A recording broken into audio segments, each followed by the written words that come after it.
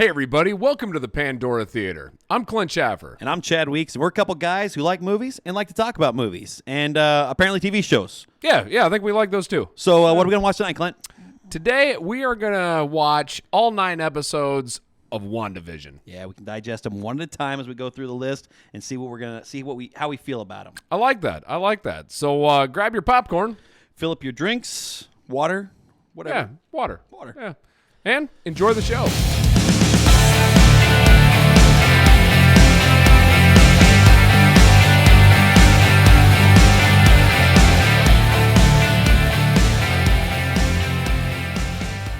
Hey, welcome back. We just got done watching all 9 episodes of Marvel's WandaVision. Chad, what's your thoughts here? So again, I think that if we're gonna get my thoughts on it, you gotta go through one episode at a time, because after episode 1, I know that, and thank God they gave you 2 when they first introduced it, because after episode 1, I had absolutely no clue. It's like an episode of Lost, where it's just complete and total chaos, and you don't know. You got more questions than you have answers the whole time. I like the way they started it. Okay, so let's start off with that. I like the way that I like the black and white style. I like the fact that they went back and played an I Love Lucy style TV show.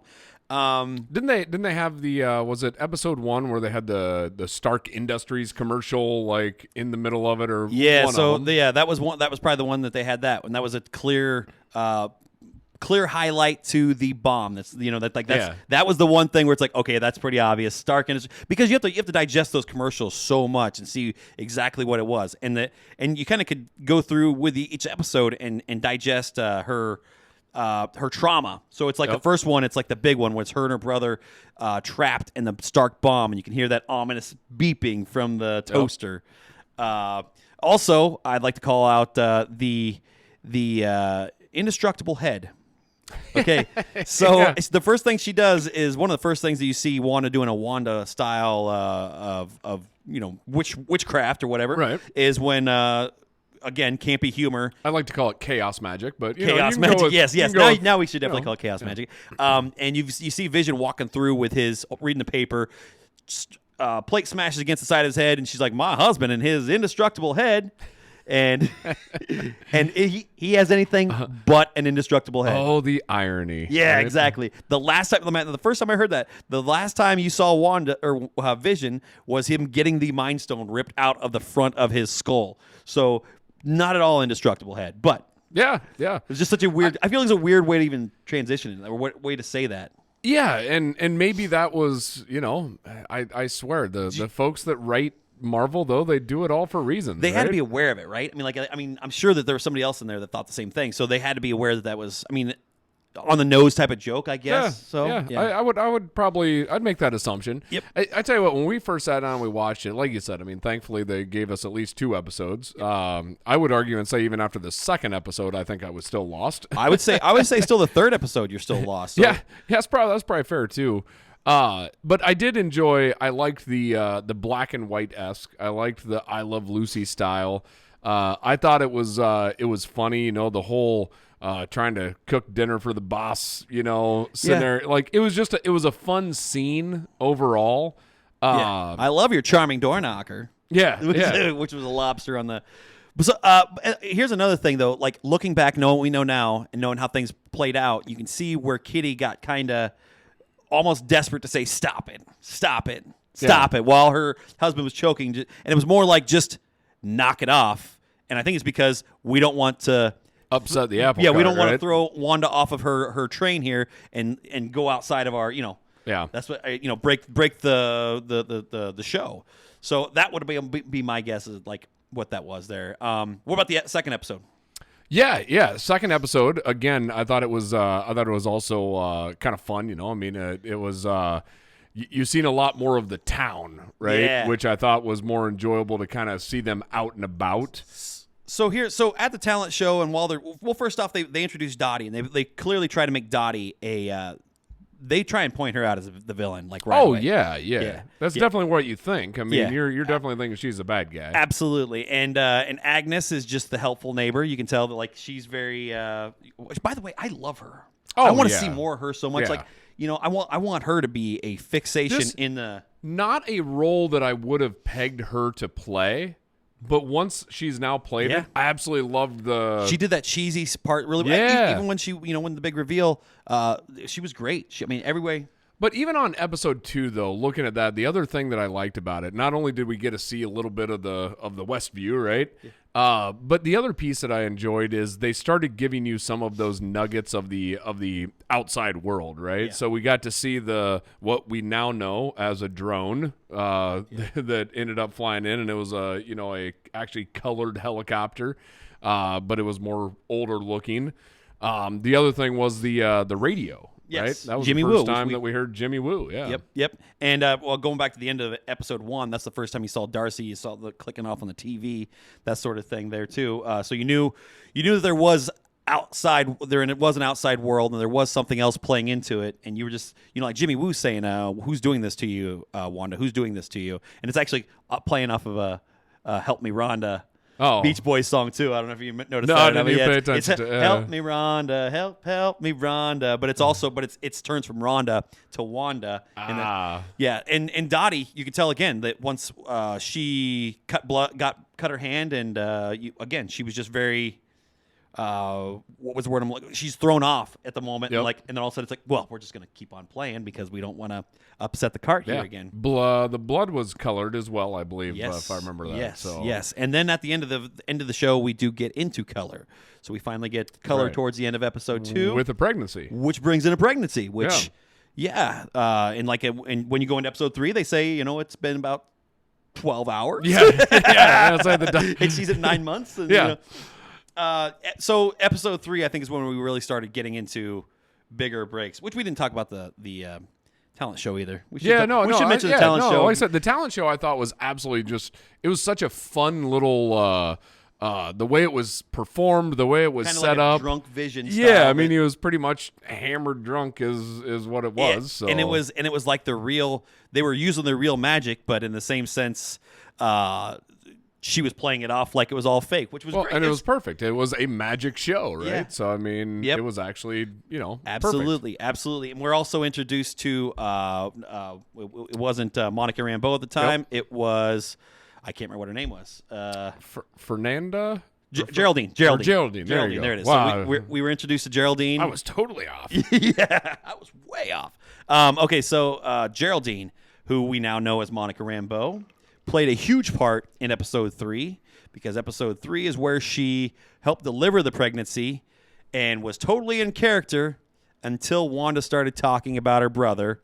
They were even trying to hide the stork. The stork was such a weird, whole weird deal of I think it was more maybe comic relief, but then of course that led into. So was Geraldine's outfit, which wasn't it like fish or something like that? Oh, she had fish pants. Yeah, it was dope, man. No, but I think a lot of that was plain that Wanda was getting thrown off her game, and her whole world is kind of crumbling a little bit, right? As we tend to see throughout the entire season. But what was interesting is when she stated, your brother died from Ultron, right? And it's Ultron killed her.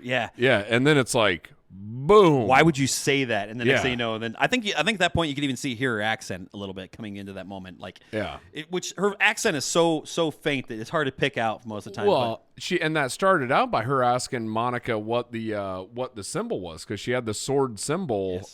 Who are you? Yeah, who are you? Right. Which is interesting at this point, I think, going into because at that point we have the kids now. Yep. Now Geraldine helped deliver them. Yep. So, yeah. And so now we can go into episode 4, which starts off. I mean, this is if I think that there's a pinnacle episode, episode 4 is that episode for me. Yeah, episode 4 is good for the entire Marvel Cinematic Universe because it starts off coming back from a blip, which you never really see much of that other than in Spider-Man. They give you a quick highlight of kids coming back on a basketball court, but they never really show you what happened across the world. Impact, yeah, right? this is a hospital. So it's this woman who was just visiting her mother in the hospital, blipped, was dusted or whatever you want to call it, and then comes back at the moment where she should have, 5 years later, but where her mom should have been in that hospital there. She was getting better, all that stuff. Well, no, she died because the cancer came back and all that stuff. Just... And heart-wrenching. So all the chaos going on there, and plus And then even more so, you really get into like what's going on and what's happening here and why you see why Jimmy Woo is on the radio. Well, the other thing too that I liked in 4 was, I mean, it gave us a look into Monica Rambeau's life, right? Which so the fun part is we've been introduced to Monica Rambeau, right? Correct. And her mother, and so what's if you've watched Captain Marvel, we've been introduced and we've got to meet her and we got to see her as a kid and probably a lot of what drives her, right? Yeah. And now you're starting to move into, okay, she's an adult. We get to have some backstory on her mother being the director of S.W.O.R.D. And then all of a sudden the impact of her mom leaving, and now we have, well, basically this season's bad guy, right? Yeah. Ends up being the new director of S.W.O.R.D. And you got to see that whole parallel as well of like, you've been gone, you're not ready, She didn't get to just come back and just step right back in. You got to kind of build yourself back up. You want to talk about the ultimate characters to overshadow your life. Like, everybody has family members that they look up to and stuff like that. But to have one of them is the most powerful being on the planet with Captain Marvel, or arguably with Captain Marvel. Went toe-to-toe with Thanos, and also your mom, who was the director of this sword. Yeah, so it's like she's got some pretty big shoes to fill in this sort of thing. So, yeah, but that I thought was just great, just to give us that backstory, because it does, I think, set up Phase 4 of the MCU of saying, here are going to be some of the key players that we're probably going to be moving forward with. Yeah, right? And you sent me a Snapchat while you were watching Captain Marvel about that highlighted her saying, well, maybe someday you'll glow like Auntie Carol or something like that. And we'll get to that in about episode like 6 or whatever it is. Exactly. So what episode are we on now? Well, episode 4, I mean, so I mean, at that point in time, we've been introduced. What ended up happening towards the end of episode 4? I think episode 4. Oh, the kids. Oh yeah, they didn't grow up in that one though. They grew up in the next one. The next one. Oh, that was the next one. That is correct. Yeah. So they're still babies. They're born in they're born in episode 3. Monica is expelled from the Hex in 3. We get the catch up with everybody in episode 4. And then I think we kick it back off into episode 5, where we go back into the Hex, and we've got more of a, I don't know if it'd be like the 80s probably style of TV show, like a Family Ties or Growing Pains or something like that. Yeah. What was a Wonder? The Wonder Years. The Wonder Years. There you go. Yeah. So, and the episode starts off with like some really cheesy, like growing up, like pictures of those kids. Which they're still babies when they basically start off, and Agnes comes over. This is the first time we get to see Agnes break character too, where she comes in and she says, "Well, all right, you want to take it for me? Take it from the top, And Wanda was doing her magic in front of. Correct, very blatantly, and they wasn't trying to hide it at all. This is also when we started seeing Vision started to understand what's ended up happening. Very much so. He even called Wanda out and says, "Are we really not going to acknowledge the fact that she just did that?" Yeah. And then this is also too, wasn't it? In that same episode in 5, Vision ends up going to work and gets email. Yep.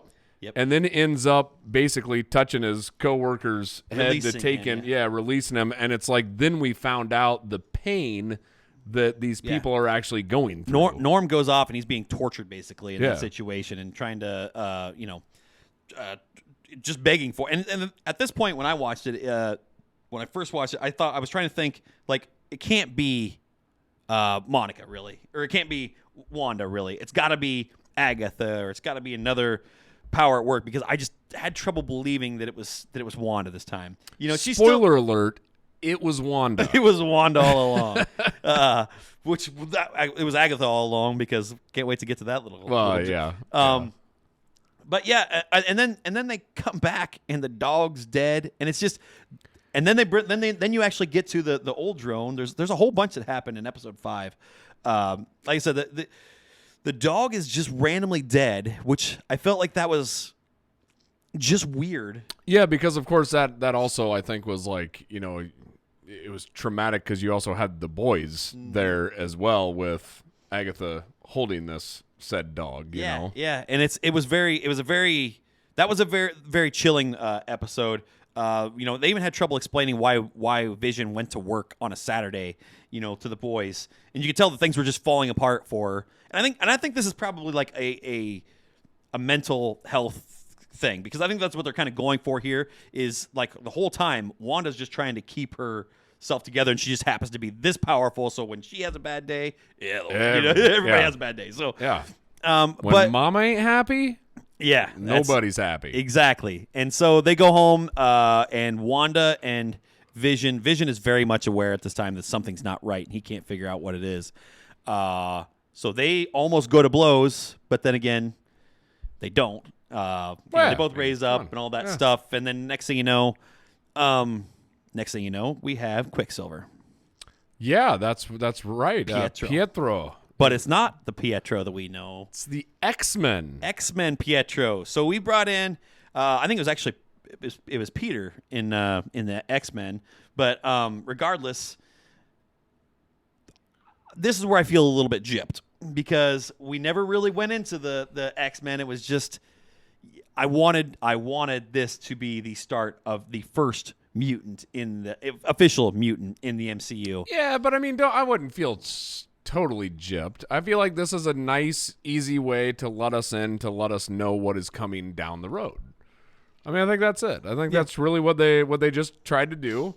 Yeah. Of here's we're doing some stuff. I get it. And you have to, and it's probably the easiest one for them to do, because what do you do when you have two Quicksilvers and they're both two different characters? They can't just bring Quicksilver in and be like, he ain't dead. Yeah. And he's a whole different guy, right? Yeah, So I mean, I thought they did that in a fun way. Yeah. So the next episode, where they hold on. I got one more thing. I got one more thing on that I got to throw out there. Who's your favorite Quicksilver? Which one would you choose? Oh, it's easily the one from X-Men. X-Men for sure. X-Men has the more personality. Yeah, the comic side, right? Yeah. Although I do have to say, in Age of Ultron, the banter that you see between him and Hawkeye, I did enjoy that, though. Yeah. Oh, yeah. I agree. You know what I mean? I agree. So you did get to see a little bit of his personality come in there, and he was more the other one didn't have a sister, but I did like the one in Age of Ultron, to where he was very protective of Wanda. Yeah. Age of Ultron is a movie that when I watched it the first time, it wasn't I liked it a lot, but it's grown on me significantly since then. Like I feel like I've grown with that movie because of those little things like that, the little nuances that make it more personal than what I still say that one of my favorite lines in the entire MCU, and it's so minor, is just right after they have the Hulk goes crazy and tears down buildings, and they just say, "We took a hit today." Yeah. We took a hit. I think that is just such a telling thing of. I love it, because it's like, yeah, you did. It was a bad day for the Avengers. Yeah, it was also, I thought, one of the not to jump off onto this movie here, but it does, of course, tie in. It's the first time that we see Vision. It's the first time that we see Wanda. So absolutely. But the funny part for me on that movie, it was the first time that at least I can think of, that Tony Stark, when he's fighting Bruce Banner, fighting the Hulk, that he knew exactly how powerful the Hulk was. Yeah, exactly. Like, it was like he had never truly known, and he built all this cool tech to beat him, and then in the end, it's like, still not enough. Yeah. Like, just not enough. Go to sleep. I just thought that was just one of the cool realizations of, like, okay, this guy's tough. We deserve to get a Hulkbuster at that point. So yeah. Okay, so now Halloween, though. They go into Halloween. I want to talk about a comment that Wanda makes when they are trick or treating, and she says, "Kick ass." That is clearly a nod to the movie. Yeah. And because both of them are in that movie. If you haven't seen it, it's the main character. Fantastic movie. Oh, fantastic movie. And his best friend are the two Quicksilvers in that movie. So it's kind of cool that, like, both of them went on to play. That was their first superhero movie. And then the next one, they were both Quicksilver. Yeah. So also, I love that we went with classic. I mean, classic. Loved it. Costumes. Like those are classic comic book costumes through and through. So I gotta throw it out there though that the part that I have to laugh at with the costumes. So first off, Vision. Let's look at Vision's costume, right? Yes, the Mexican wrestler. Yeah, I mean it's the green, the red, and of course the Mind Stone up there. But it's like typically for Halloween, if you're dressing in costume, you're dressing as you're dressing in costumes that people know you. Yeah. Yet, would anybody know him? Well, no. I mean, because it would be the. Well, maybe that. I mean, who knows? Maybe that's a Mexican wrestler that's very popular in that world. Okay, I mean, clearly they were their old costumes. And I know. Like when my wife and I watched it, she's like, "Is that really what Quicksilver looks like?" I'm like, almost exactly what he looks like. Like she's like, with a hair like that. I'm like, yeah, he's got these little like floofy things that I don't know why he does his hair like that, but he does. He got these two little, So and Wiccan and Speed were the two kids. Yeah, I don't know much about them at all, but I've read a few things about them since then, and I didn't realize that their costumes were spot on as well. Yeah. No, I thought it was very fun. I mean, it was a fun episode. But then you also start seeing in that episode, the true breakdown in Wanda's little world that she's created, right? I mean, that anybody really truly on the outside, it's not good, right? I mean, they're basically locked inside their body, not moving at this point. Yep. And this is where it kind of turned into a horror movie because you saw the tears running down people's faces as they're stuck in like a limbo. And going back a little bit to one of the other episodes, they always said, "For the children." It was like a chant. And they never really went down on that other than the fact that like all those children, it sounds like, have been just basically locked in their rooms. Yeah, locked in the basement and it's weird. I don't know. Like you, the longer this goes, the more questions you have, right? Correct. And it's like as Wanda goes towards like other areas of town, I was always curious. Like, do they start becoming more alive? Like, is it actually physical distance between her? You would think so. At least any part that she's in. I don't know if it's physical distance, but parts that she's expecting people to interact with. Because even if you have like the kids. Like, if the kids were to go out there, I think that they would be more apt to be, more animated and stuff like that. But and then Vision, of course, he can be out there and he's just fine. Well, but she doesn't know where he's at. Like that's the whole thing. She can't find him at that point. So she doesn't know where he went because he's not where he's supposed to be. Yeah. So wherever he was supposed to be patrolling, she probably had that place on lockdown. But yeah, the other one, of course, too. We just talked about people in their attire was. Agatha Harkness, right? That's the first time that we get to see her in a witch, right? Yeah, absolutely. So her interaction there, what do you take away from that? Because I guess she was still acting because when Vision unlocks her mind, they talk about like she says, "You're an Avenger. Are you here to help us?" And then.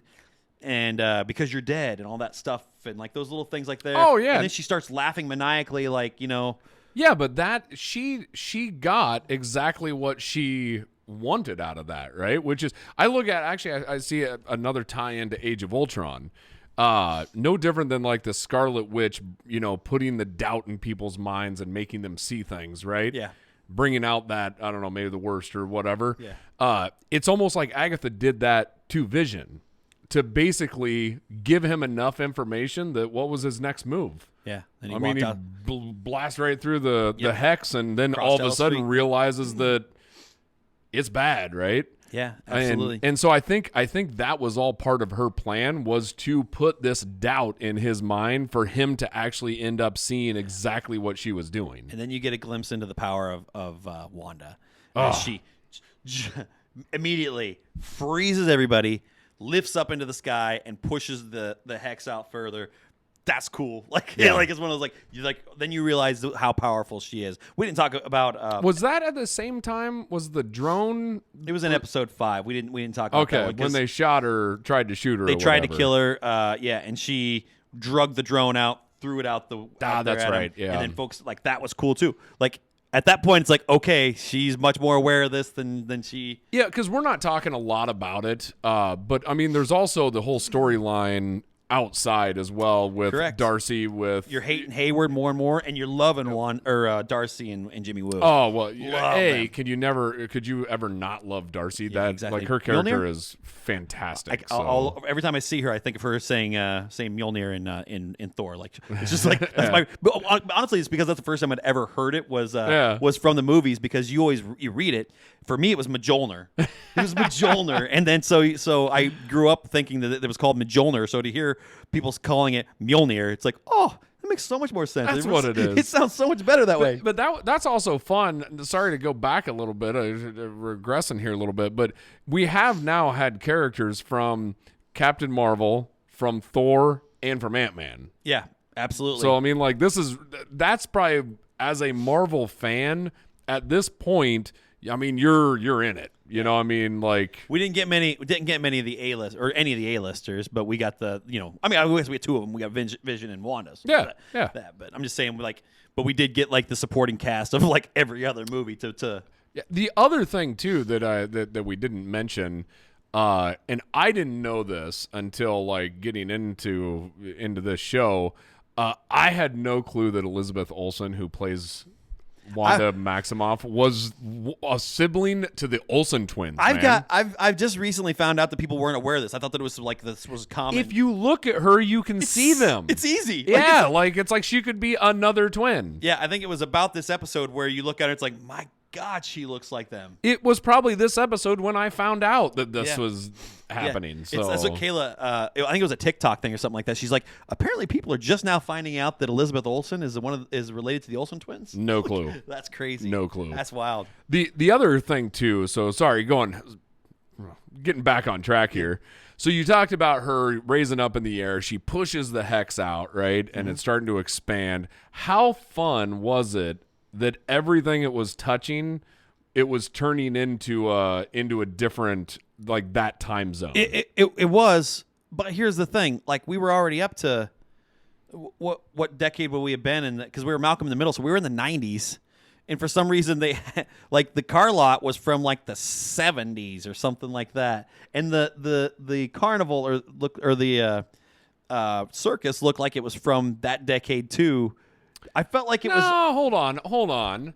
A used car lot doesn't have brand new cars on it. You're right. So in the 90s, if you had a 90s, you decade back at least. Yeah. And a carnival doesn't have all new up to date. That's the old flavors. You want it to look like the 30s or the 40s. You know, I mean, that's like the fun part about a circus. I'm surprised they can't even find those kind of cars anymore with all the demo derbies. Like just finding cars from like the 80s and 90s that the number of like movies and TV shows that have destroyed these cars. Yeah, absolutely. I turns my stomach whenever I see somebody it's like, oh, cool, we got a 69 Charger, we're going to smash it up against a train or whatever. But this is also, was it this episode or the next one when we started finding out that going in and out of the hex truly changed you like molecularly? I think it would have been this one because we were going back to Monica Rambeau and finding out that her DNA was changing, and like because that was before Darcy got sucked in, so that would have been So they were telling her basically you can't go back in there because we don't know what's going to do to you. Yeah, like if you go back in, we don't know what's going to happen here. Yeah, so. And then she avoided it just to go back into it the very next episode. Which runs away from me like I don't want to get in it, and then like, but you know what? Heck with it, let's do it. Yeah, let's roll right in. Yeah. After she tried to like drive into it with a crazy like.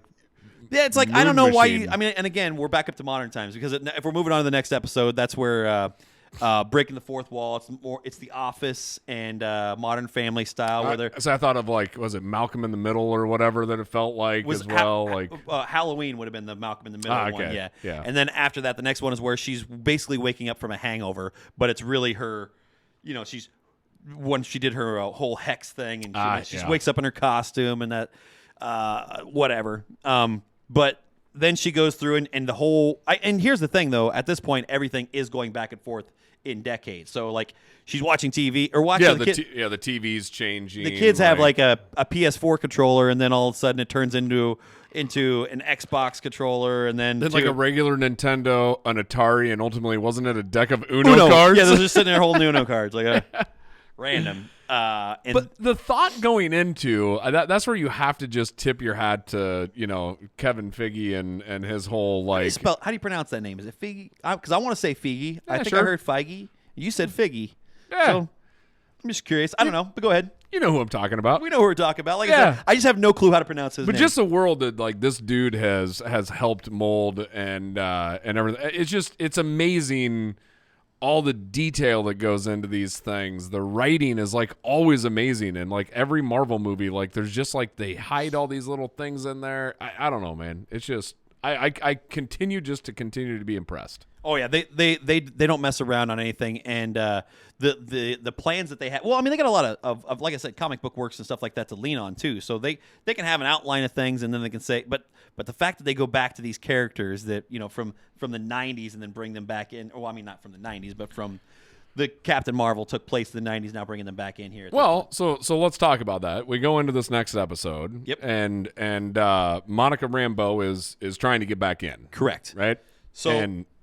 And now at this point, her DNA is changed, right? Yeah. Like after she fails to do it with the space rover, she's changed. But when she's walking in, you're hearing the voice of Captain Marvel. Correct. Yes. Like great they're call out throwing a big old Easter egg at you at that point. Yes, that was a really cool moment because I'm glad you brought that up because just hearing that in the background, it was actually a whole bunch of conversations with her mom and whatever. But the Captain Marvel. When you heard her voice and realized how much of an influence she's had, it's like that's super cool. Yeah. Well, and that's what we were talking about before when you go back to the Captain Marvel movie, and now she glows. Yeah. What are her powers? She's the next Captain Marvel. Yeah, I mean, she's in the comics. That's what she did. She was the next Captain Marvel. I think she also played something called Photon. Which I don't know if that's what they're more playing on because it looked like she could see things. Yeah. Plus, she was able to let things phase through her, and we'll talk about that a little bit more. But she didn't have like the typical Captain Marvel powers where. Well, which one's blue? The Tesseract is blue, right? The Tesseract is blue, and that's the one that Captain Marvel's made from. Is correct. The Tesseract. Yes. So, and Monica Rambeau is blue now. Like if you notice, like her eyes turn blue. Eyes and stuff. But didn't they turn gold at one point too? Oh yeah, I think so. I think when she let something phase through her eyes turned gold. But like when she was seeing the hex for what it really was, and like she noticed. The thing, it was almost like a Matrix type of, she could see, that's exactly what it was. And then her eyes were like bluish purple or whatever. Yeah. So I don't know. I want to see that character flesh, and it sounds like it's going to be much more of that. But well, it has to be, right? I mean, yep. So what else did we go? Oh, so this is the episode where you kind of have Monica Rambeau and a Wanda standoff a little bit. Yep. They get up in each other's grills and have a little bit of a big guy fight here. Big bad. I guess not big bad because they're not bad guys, but. Yeah. I mean, see, that's the interesting part, though. You say they're not bad guys. I mean, Wanda's kind of Wanda a bad guy. at this point. I can't call her a hero. Yeah, she's not a hero. Like, well, she hasn't really been much of a hero throughout the whole series. I mean, if you think about it, yeah, she's done heroic things, but she's also done a lot of bad stuff. Yeah, like she basically, her like she reminds me of like. Wonder Woman bringing a boyfriend back in a random dude's body. You know what I mean? Yeah. Like that. Yeah. Little I just bit can't let it go, can I? No, I'm no. sorry. No, but I'm just saying my original point before I tried to make a bad joke. She's just not. The more episodes that go by, the more you start pegging her as a bad person. Correct, because now at this point, it's like she knows that she's doing things here. She knows that these people aren't just a free will or whatever, and she's still continuing to do this. And she knows it's all falling apart too, Yes, and she's exactly. not stopping And she is anything. ignoring it, blatantly ignoring it. She sends her kids off to the neighbors and tries to just take a day for herself or whatever, knowing that this is getting worse and worse, which leads us to the basement of Agatha Harkness, and we get the jazzy little tune of "It Was Agatha All Along." That was a great tune. It was. I love it. I sang it all the next day.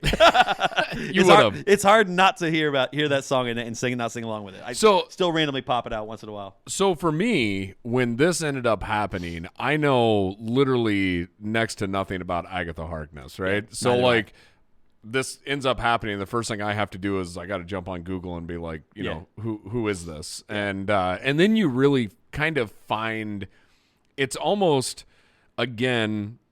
The Infinity Stones are gone, right? So now all of a sudden it's like this is the next big power move that Marvel has, right? It's magic. like magic is the next thing. And the next episode we didn't I don't think it was in this episode, but it's the next episode. They make a huge comment and say as the chaos what do they call her? As the Scarlet Witch. Scarlet Witch, As the Scarlet Witch, you are more powerful than the Sorcerer Supreme. Which that means she's more powerful than Doctor Strange, and that's that's a big call out there. Yeah. So that just tells you that when we get to the Doctor Strange and the multiverse of madness, Wanda is going to be a key player in that. Has to be. That's what's going to be interesting. You know, there's a lot of times when movies and TV shows do crossovers. A lot of times you get like maybe some B-listers to come in, but very rarely do you get the back and forth. And I think we're going to have a lot of back and forth between this show and Phase 4. Oh yeah, I think so too. I think that when you look at, Doctor Strange and the Multiverse of Madness is going to be basically another Avengers movie because I think you're going to bring in Wanda, I think you're going to bring in Spider-Man, and I think you're going to bring in White Vision. Which where are we at on the episodes here? We're not. We're still at 8. We can still cross off. We can pretty much go past we can go past 7th and then go into the previously on, which was the 7th episode or 8th episode, and that's where they just go back and basically you get a history of Wanda. Well, you start off with the history of Agatha. Yeah, that's so right. So you start off getting the backstory on Agatha, her coming of becoming the Agatha Harkness of today. You know, taking all the power of all her coven, and then. And like she said, she's like, it's kind of my thing, stealing power. It's kind of my thing. Kind of my thing. I just really love her. I like her a lot. I also loved the play in that one where she did the runes. And again, it was so much fun that they ended up bringing that back then, of course, in episode 9. Yeah. And that's how, she basically won. But I just thought that was just such a cool little play of like, it was a way to teach us a little bit about the magic world without doing a whole lot of teaching, right? Correct. I always go back to, it's kind of like introducing me to the Guardians of the Galaxy, right? Yep. The way they did that, you taught me something without making me feel like I'm getting taught something. Yeah. Oh, yeah. The Rocket Raccoon backstories in that one was just awesome. So cool. I didn't ask to be made. So cool. Man. He called me for... We don't want to go off on Guardians of the Galaxy because I could talk about that one all day. I love that movie. So then we do get into the history of Wanda. And we go through those commercials again, kind of. So we didn't really hit on the commercials that much. We should have mentioned them more. But we forgot about the Strucker watches, which would have been a tie-in to Baron von Strucker, who actually gave her powers. Gave her the powers. Yeah. And then we went back and visited that. So we went back and visited the bomb. We figured out why we were doing the sitcoms because of her love of sitcoms and that great family moment they had while the world was falling apart outside their door in Sokovia. The bomb too was pretty interesting because again going back into Age of Ultron. If you remember, her brother tells the entire story to Ultron, right? Yeah. And it's like, okay, now I get to actually see this actually happen, And so it was really neat to actually kind of put that. It was vision. Like that's the best. Yeah, that's one of the best things about Marvel is they go back and they give you those little Easter eggs early on, and then they come back and play into it, and they say. Like you look at Endgame where you have Cap finally actually being able to lift Mjolnir. That's what those are the little things. Finally saying Avengers Assemble. Finally saying it. But go back to Age of Ultron, and Ultron actually tells him I wonder why you were the only two that survived Strucker's experiments. Yep. Now I don't. So. That was his quote, but now if you look at it, it wasn't just because they were determined to survive because of the because of the surviving the bomb or whatever and their hatred for Stark. It was because Wanda had a little bit of something in there. She had a little bit of witch. She used a probability spell to stop the bomb. So to me, and I'm gonna bang this drum, to me, this means that Wanda and Pietro had a little bit of mutant in them. And that is because I think that's where this whole thing's going. I mean, technically, Magneto is their dad, right? Well, I mean, it's supposed to be. In the comics it is, but I don't, that wasn't Magneto in Sokovia. Yeah, so but it could be a stepdad. Could be something. Yeah. We don't know. But I'm just saying, like, eventually I think that's where we're going to have to go. Because now they're playing back into the fact that it wasn't just luck that bomb was a dud. It was she reached out and stopped it with her probabilities. Which is before she got transformed correct. by Strucker. And as Agatha said, something that would have been dead on the vine was allowed to flourish because they then went to the Strucker experiments and then got the powers. Where'd you get the big guns, Wanda? It was from the Mind Stone that was in Loki's scepter.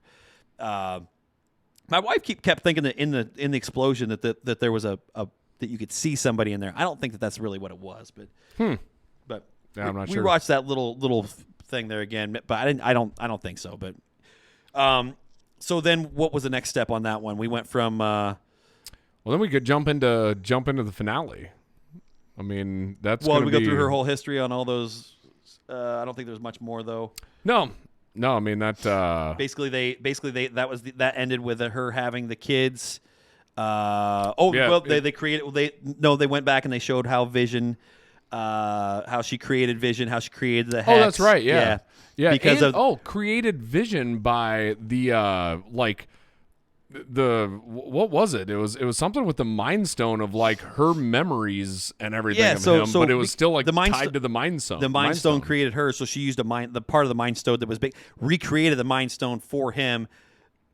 Because of the Mind Stone part that was in her. Oh, that's right, Doug. Because am I making sense on that? It's really hard to explain. Because she was created with Loki's scepter. Yes.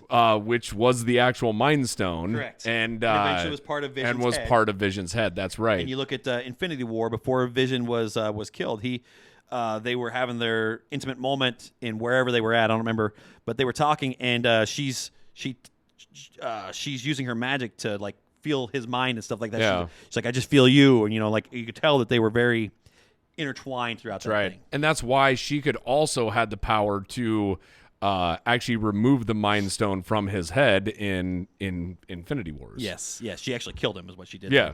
And that's the thing. So that she went through a lot of stuff because she killed him. Then Thanos brought him back and re-killed him. And she never got to mourn nothing. We've seen the guy die like almost 4 or 5 times now. Yes, exactly. But then they also there was a sad moment at the end of that where they had the house a place to grow all together. Right, yeah. Very touching. Like he actually had like the map or the blueprints there. Yep, everything's set up, and then it's all gone because of this, and so that's rough. Plus, we also got to see where Vision's body was, and that she did not storm in there and steal his body. That's right, yeah. His body was still there, and it was still with Hayward. He still had all of the pieces. We saw that Wanda was not freaking out. That was very... That actually took me a minute to understand what was happening on that, and then knowing that, wait a second, she left him there. Yeah. Like, she did not take him, and it's like... She left him there. And the whole time you're thinking, like... Well, he showed that video earlier on, like, she stormed in and took it. Well, all she did was, use the magic to open up the doors, and she didn't do anything wrong. And broke the glass. Yeah, even though she could have. She could have wiped the place out. Yeah. But then we get to the finale. Man, I loved it. Yeah, no, I mean the finale was one of those like where you just wanted more, right? I mean, you got a post credit scene in the one before where you're introduced to White Vision, and what do you think was power in his head? I don't know. I mean, I think it's the arc technology, right? Yeah, that's what I was going to say. It would have been the arc would be about the only thing I could even think of. It's the only thing that could power something that big, that powerful, right? I mean, because he's basically using Iron Man technology with his because if he doesn't have a Power Stone or Infinity Stone, you have to. No, and that's the same kind of color as what Tony's heart is. So, but the interesting part there was White Vision when we get introduced to him, he's just so cold. Yeah. And it's like, it's just, and then at that point in time too, he's fighting what I consider is fake Vision anyway. Mm-hmm. So it's like, man, I just don't feel like he's got a chance, you know? Yeah. And then they go, because ultimately the power is based off of what Wanda is allowing him to use, because she's also powering this whole hex, fighting Agatha, powering her children, basically, you know, all these different things, and then fighting Vision, who's a really incredibly powerful creature, or being, not creature, I shouldn't say, but their conversation that they Theseus. ultimately goes into about the ship is just fantastic. Yeah, because it's two high intelligence beings trying to figure out a paradoxical situation and say, well, who is the real Vision? If your directive is to destroy the Vision, well, technically, aren't you the Vision? Because you know, I'm just part of this thing. You know, I'm what there was left of the Mind Stone. You're the actual physical embodiment of it. You're the wood that's the rot that rotted and was restored and all that stuff. It's such a cool conversation. Yeah. So the whole thought process behind that is what was the ship's name? The ship of Theseus. The Theseus. So basically, they had a ship as a museum sitting in a port, and as the boards went bad, they would replace the boards. Yeah. Where ultimately all of the boards are replaced. Yeah. Right. So then the question is that still the same ship? And White Vision's thought was no, because. Or the other piece is, as rotten pieces of the boards happen, you fix those. But ultimately, again, you kind of repairing the old instead of like rebuilding with new. And it's like, what ends up being the ship, right? Yeah, like, exactly. how is that? And so those are the boards that Theseus stepped on would be them, and that's where he came to the realization, and that's how he defeated him. Like you had the big showdown with the the mind beams and the phasing through each other, so you got that kind of cool like superhero battle. But then you went to an intellectual debate, basically, is what it was. In a library. In a library. It wasn't a library. Yeah. I mean, great place for it. Yeah. And then the Agatha. Well, let's talk about the two kids and the family. I really love that scene too. I loved where they were talking, and Vision said, we didn't prepare you for this, or children, we've never prepared you for this, and then Wanda's like, but you were born for it. It's like, that's awesome. And I might have misquoted that a little bit, but that is a super cool line. And they've got their battle stances ready, just like they do in the Avengers and stuff. And it's so there was a really fun like family, and you're in this like they're in the city, they're this whole thing. So tell these 2 10-year-old boys, you guys take care of the military. And then Vision's going to go fight Vision, and Wanda is going to take on Agatha. So the funny thing that I would state about this, which you can only have like so many like cool storylines and bad guys and fight scenes and all that, but who's the director? What's the director's guy's name? I don't know. Of Sword. Oh, Hayward. Yeah. So you got Hayward in there, but Hayward really doesn't really do anything in this episode, no, right? I mean, no, like he drives in and Darcy gets hers and just smashes. Yeah, but that was the one part that I enjoyed about it, that at least Darcy got the last hit, right? Yeah, like, because like those two kind of battled a little bit early on. So Jimmy Woo also got one of the last hits with his magic that he's been working on since Ant-Man. Oh my Flourish. Goodness. Yeah, you gotta. Jimmy Woo killed it in this series. Yeah. Jimmy Woo is just he's probably one of my favorite characters. Yeah, he really is. Him and the guy from Ant-Man who does all the stories. Yeah. It's like Stan or Paul or something like that. Who just keeps talking. Yeah, he just keeps going into those. Yeah, it's like this, I love that. I love that he just tells the whole story. It's like, okay, so Wanda was doing this, and then next thing you know, he could have done this much better than what we did tonight. He would have had it all done. He's like, so honestly, Wanda was like this. She did this, and and then she threw up the. So fun fact though, I got to throw out there. I was doing a little bit of research after episode 9. So we talked about White Vision, and because in the end of this, and again, we probably should have said spoiler alert, but hey, we're doing a review on this. White Vision just up and goes away. Yeah. And never to be seen like again. Yeah. And so it's one of those like where I don't know, you don't necessarily know where he went or what he's doing. And but the interesting part, I looked into this,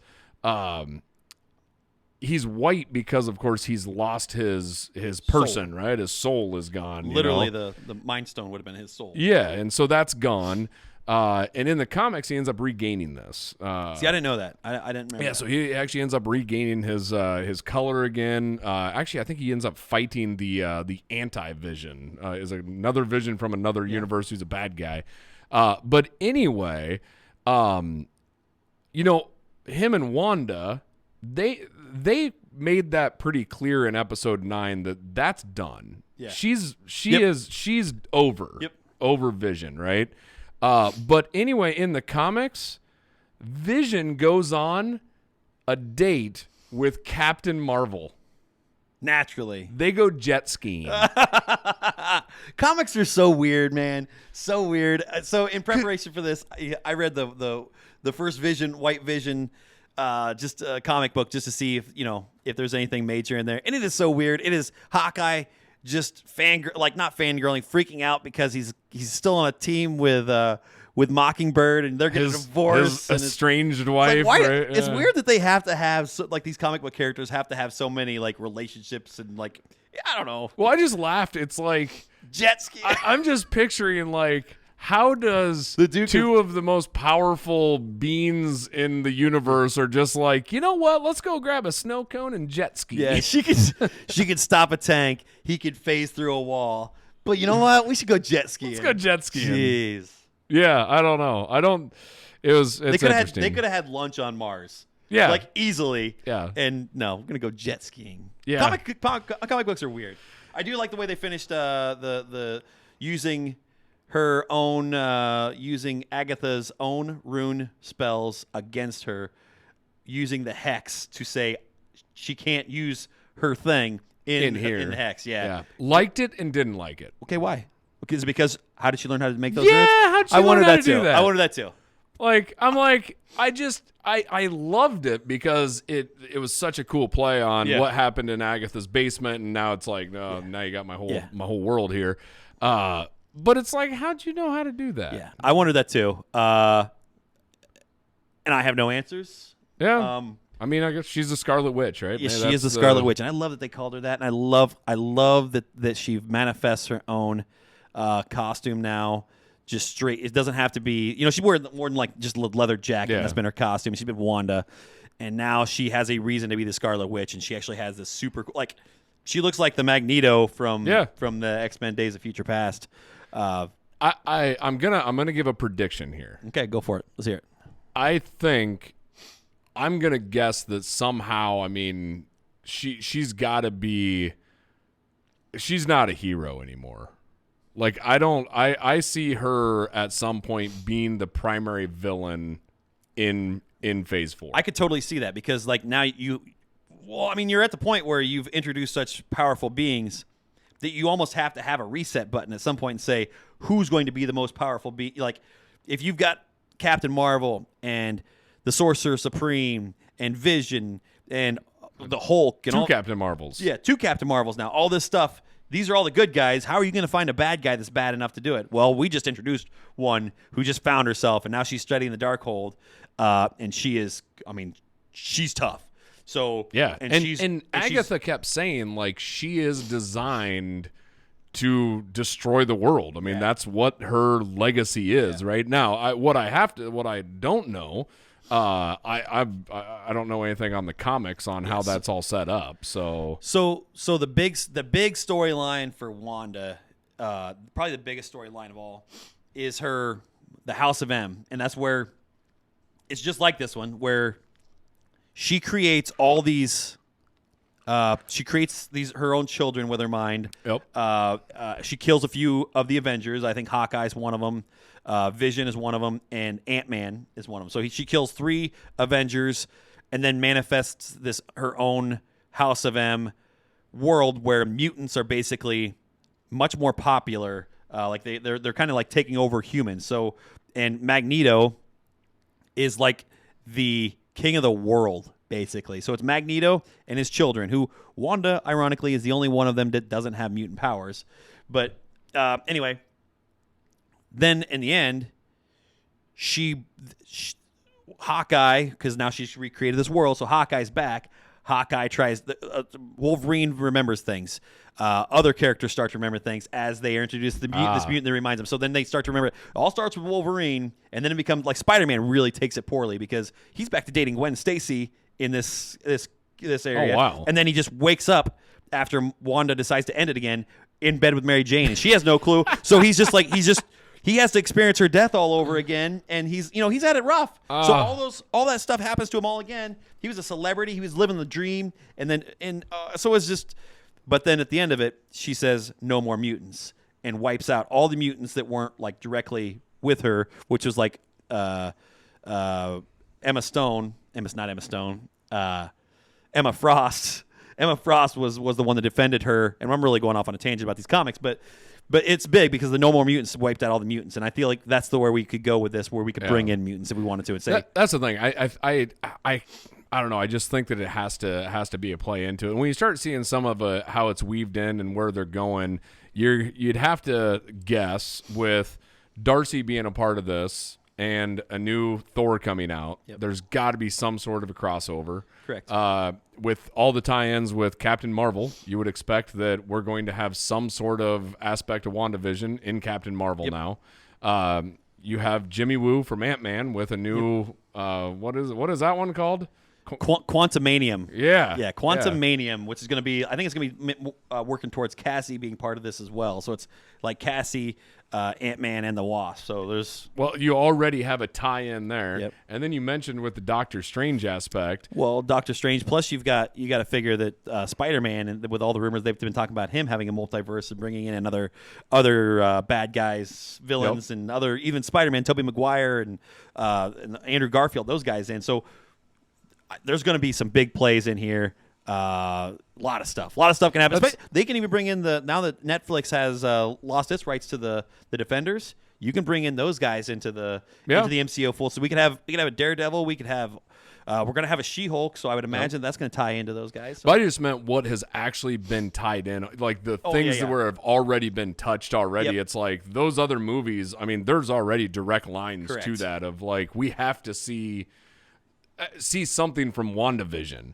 Correct. I think we'll see everything else happen in a lot of these other movies, but WandaVision I think is just huge. And then coming into Falcon and Winter Soldier, which I won't lie, Bucky's probably my least favorite character in the MCU. I'm just not a fan of his. That's going to be a buddy cop movie or buddy cop TV show. But it's still, I'm so excited because it's got to have the same kind of tie-ins that WandaVision has. It's only 2 weeks away, so that's March 19th. I think is the first episode. Season finale. We'll be right back here and having another one of these conversations. Yeah, we'll be kicking off with all the other conversations, and we can talk about. We'll talk about what's coming up, what we're expecting. We'll talk about what we did before, or like what we've already gone through the first 23 movies and one TV series now. Then we can go into talking about the next series. So I'd say if you watch let's say our next one, we'll go through our thoughts on the next MCU, have a little bit of a flashback on where we have been, maybe even go through our top 5.